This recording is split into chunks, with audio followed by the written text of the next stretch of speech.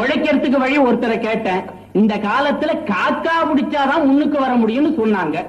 உடனே போன காக்காவை பிடிச்ச கூண்டுல அடைச்சேன், ஜோசியத்துல உட்கார்ந்தேன்.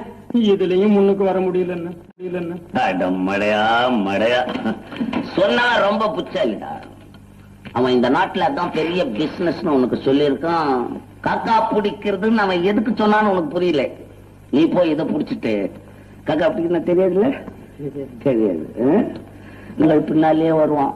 அவன் சொன்னதுக்கெல்லாம் ஆமா ஆமான்னு போட்டுக்கிட்டே இருப்பான். அதுக்கு பேர் காக்கா பிடிக்கிறது.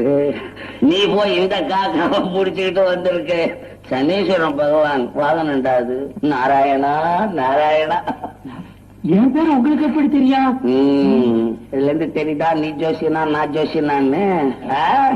என்னடா டேய், ஏதோ திடீர்னு பணம் வந்துட்டாதான் ஆழம் மறந்துடுவானுங்க. நீ இருக்க வறுமையில இருக்கும் போதே மறந்து போறீங்களாடா டேய்.